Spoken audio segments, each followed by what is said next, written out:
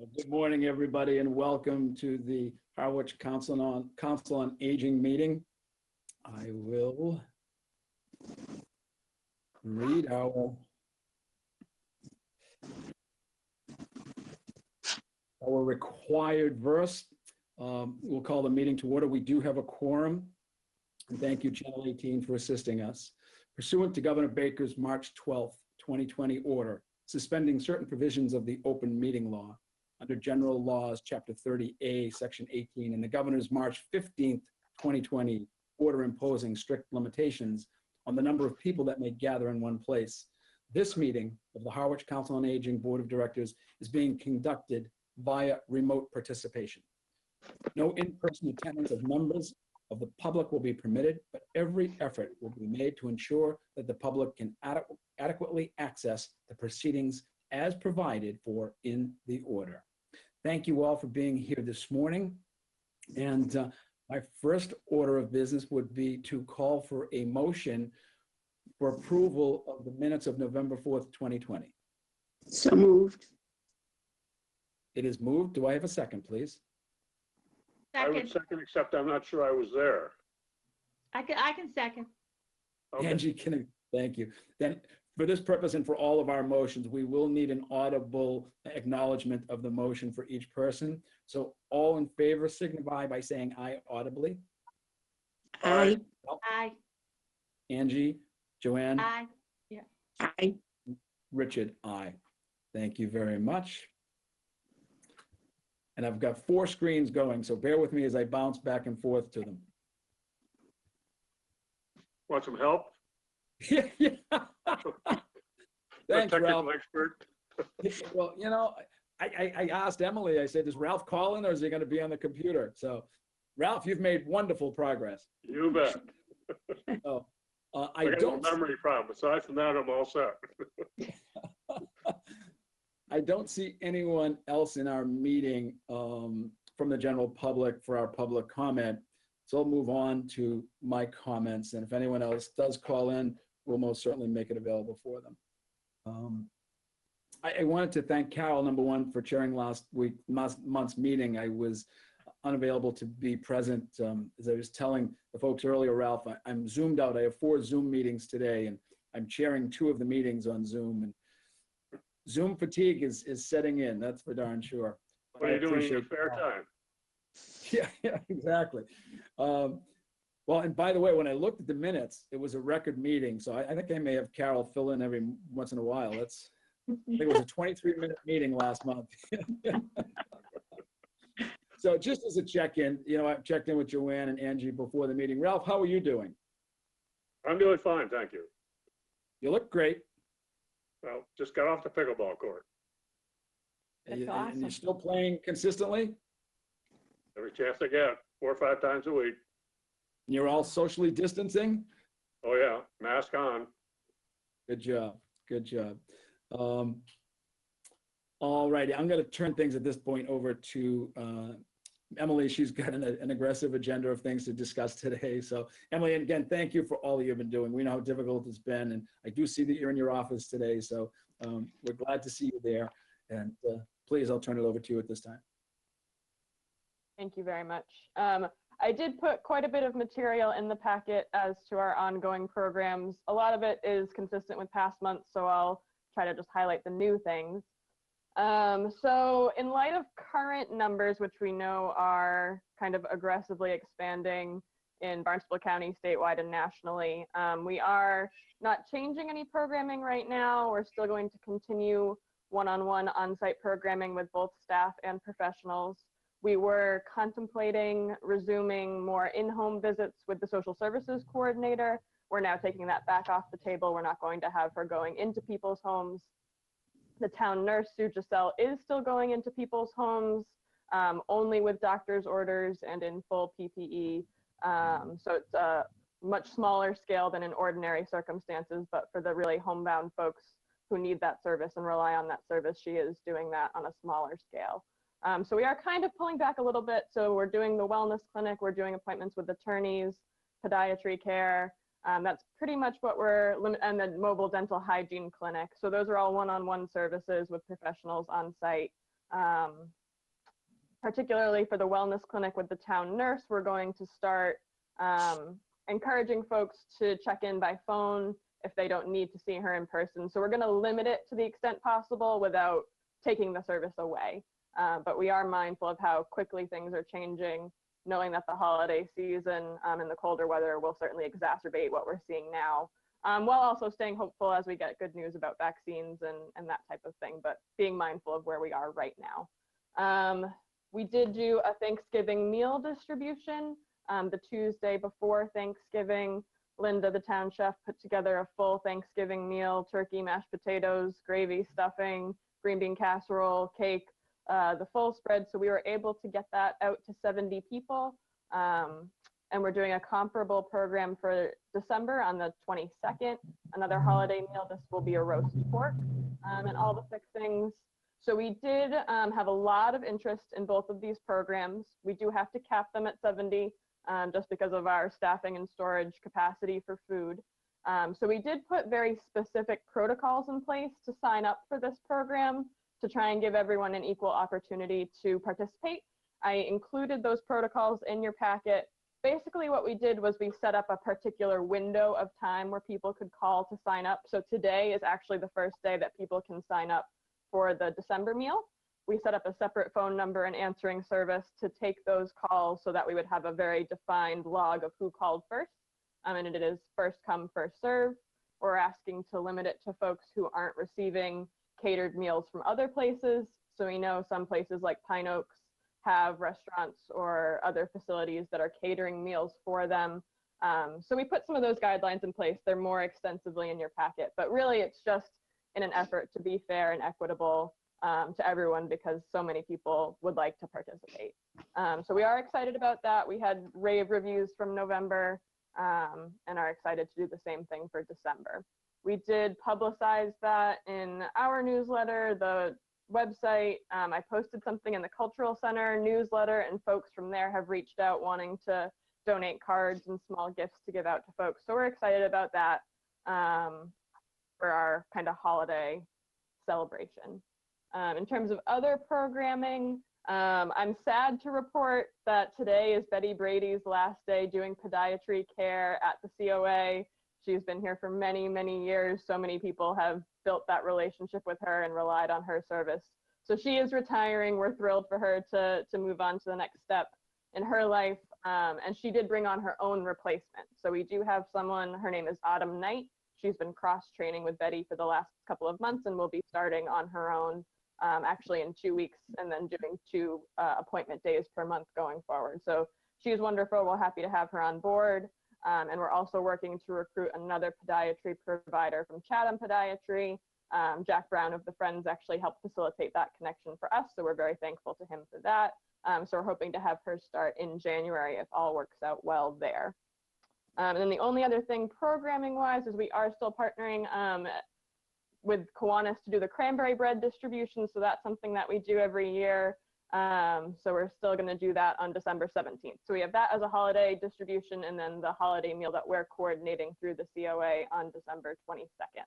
So that's kind of where we're at, maintaining the services we have now, but encouraging folks to stay home if they can and doing those limited holiday programs. So I don't know if anyone has any questions or feedback on those, or I can move on to the next part of my report if not. Oh, you're muted, Richard, sorry.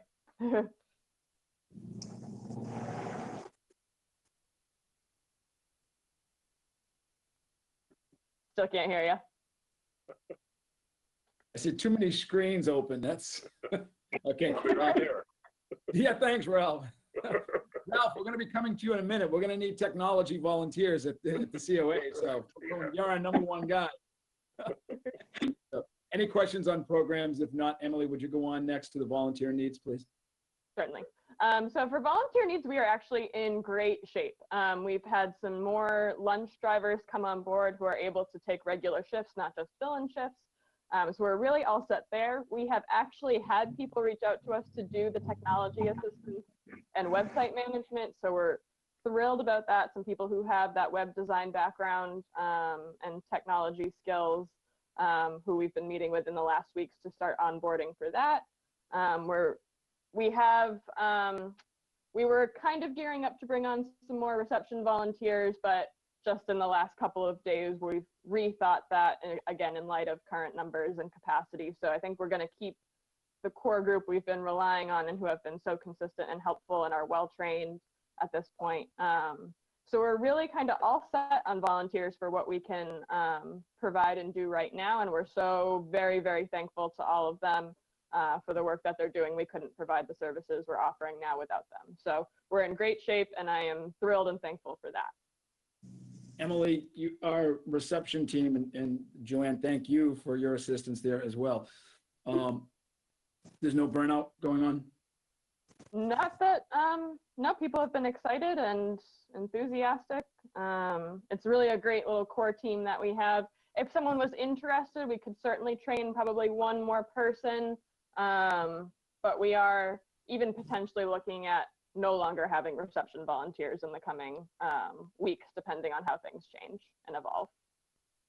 Yeah, and that's the reality of what's happening. And again, we talked earlier, you know, that the UK just approved their Pfizer vaccine, and hopefully things will start turning the corner on this. But bottom line is we're still in a tough, and we're going to see it, I think, after Thanksgiving holiday, you know, potentially, you know, an additional surge. So obviously, first and foremost is we've got to keep all of our volunteers and our staff safe. So we look to you for your guidance on that. So thank you for your diligence with our volunteers and your staff. Absolutely. We are actually, just as of today, implementing some new protocols. So we're giving our volunteers N95 rated masks. And for anyone who comes in for a program, we are asking them to switch out for a procedure mask. So we're providing those fresh procedure masks for folks coming in so that they're clean and new and have the kind of appropriate level of protection. So we are putting some of those enhanced measures in place, again, to make sure we can continue to provide them while it's safe to do so, and to keep everyone coming in and everyone working and volunteering here safe. And Emily, do you have an appropriate supply of those?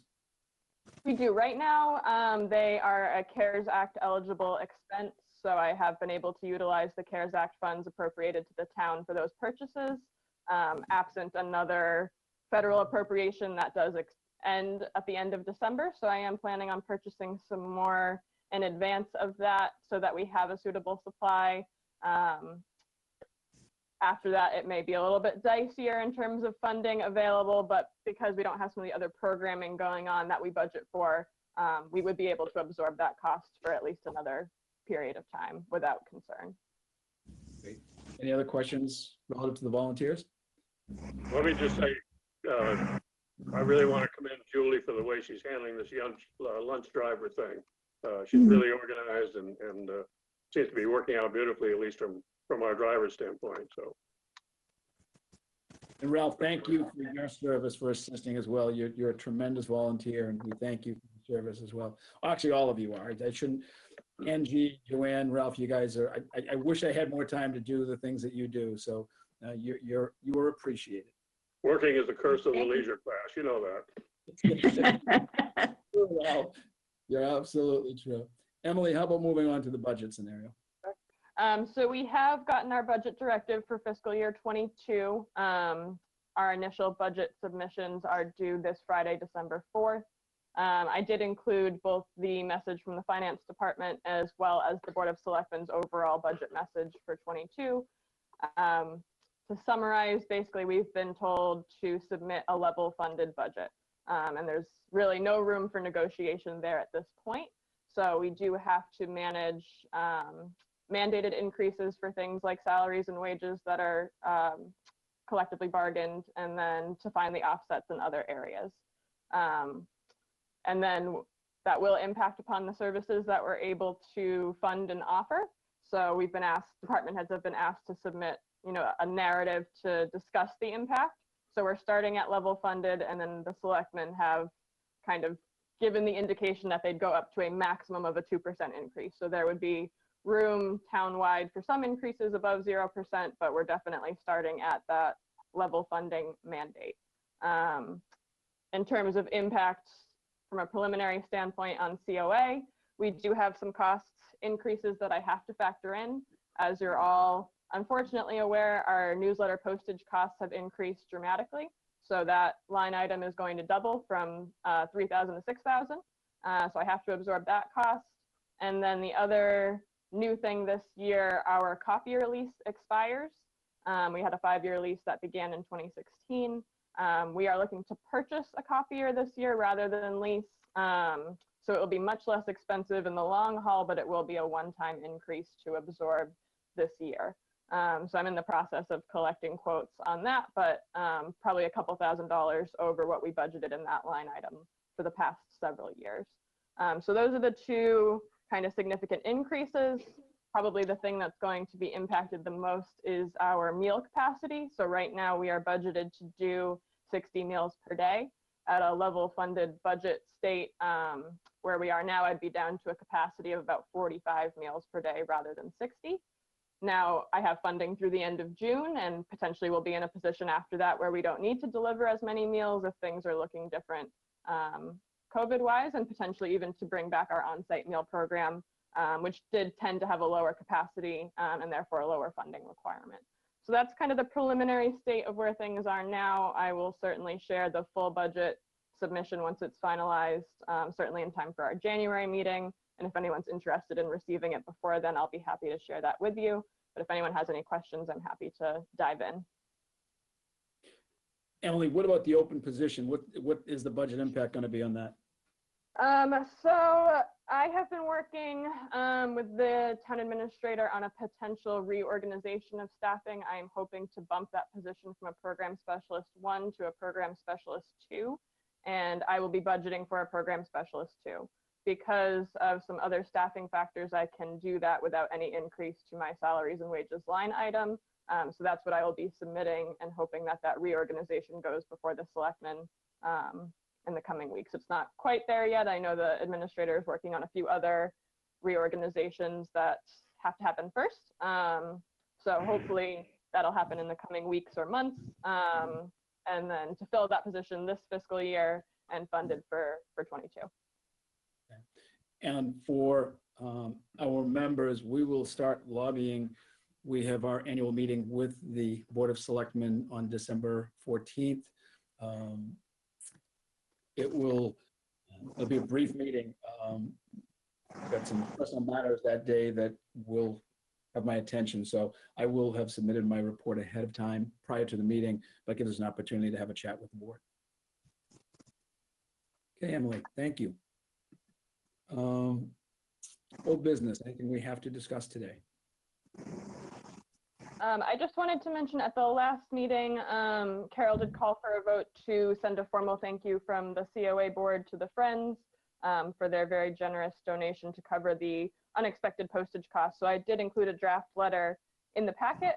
I wasn't sure based on logistics if you wanted to vote to have you sign as the chair, Richard, or if we wanted to try and coordinate having the full board sign. So I didn't include the signature line, but however the board feels is most appropriate to proceed. I'll open it, and I should technically abstain. I'm our member of the Friends, and I'm fine. I mean, if we want all to sign it, I can accommodate that through DocuSign if necessary, that I can email it to everyone for electronic signatures, but whatever the board feels comfortable with. Welcome, Carol. You're on mute. Give you a minute to find the mute button at the bottom. Click on your microphone.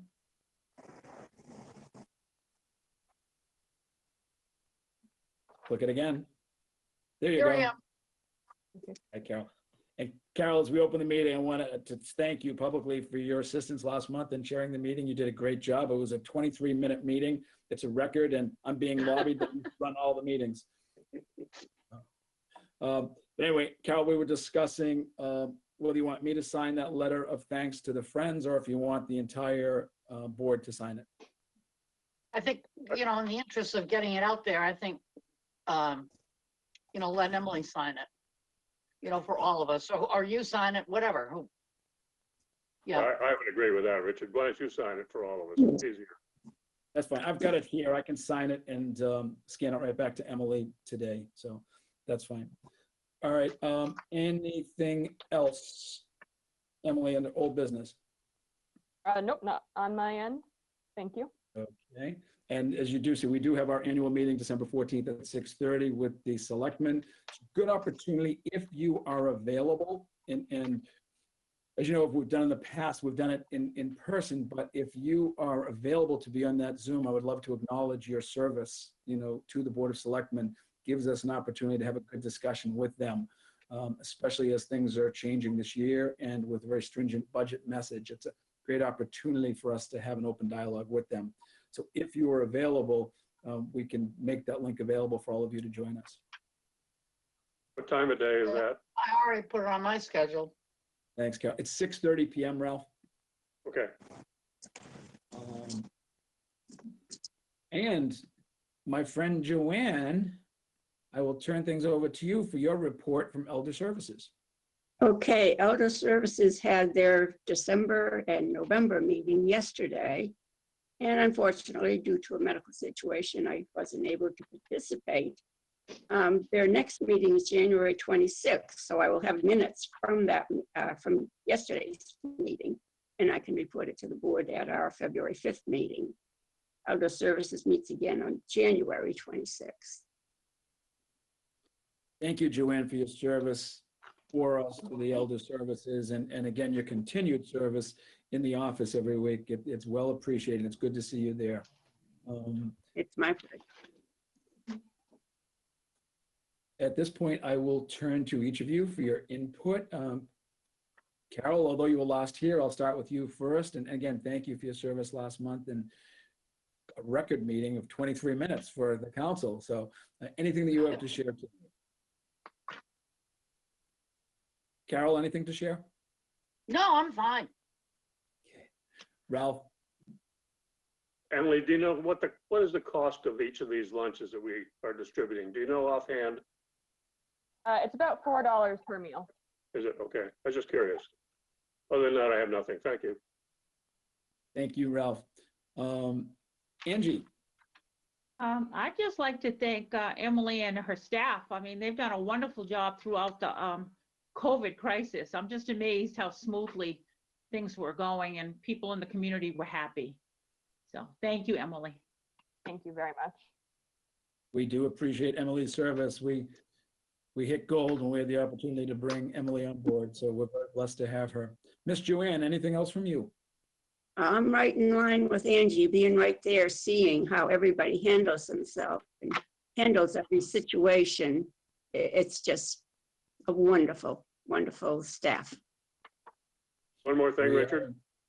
Sure, Ralph, please. I just want to compliment Emily. One of the volleyball players apparently just signed up for the lunch program. She couldn't believe how young our director was. I try to hide it, but not always effectively. Yes, she does substantially lower the demographic age of this group, so. Really does. Just one last thing from me. I know, and I'm also on the Friends, and we're working, trying to get a nonprofit status for postage for the Friends to see if we can work out a program of postage for our newsletter. With the fact that doubling of postage is a budgetary issue that has to be addressed. And I think at some point, if we cannot get that nonprofit status for the Friends, we're going to have to look at some options for our newsletter to be able to get that funded. And we can talk about that at a January meeting. Hopefully we'll hear back on the status of the Friends nonprofit mailing. In the meantime, we will not be together prior to the 14th. So if you can, we'll send out a reminder, a couple of days in advance if you'd like to join us in that meeting. If I don't have a chance to see you all, please, I wish you have a wonderfully safe holiday this year. After Thanksgiving, we'll see what's going to happen here in the community. I saw a lot of extra cars down here this past weekend, so a lot of people were visiting. But continue to be safe. And if there is nothing else before us today, I would entertain a motion to adjourn. I was so So moved. It's been moved. And do I have a second? Second. It's second. Then I need an audible response. All in favor? Carol Thayer, Aye. Ralph Smith, Yes, bye. Angelina Chilaka, Aye. Joanne Lepore, Aye. and your chair, Richard Waystack, is aye. Our meeting is duly adjourned.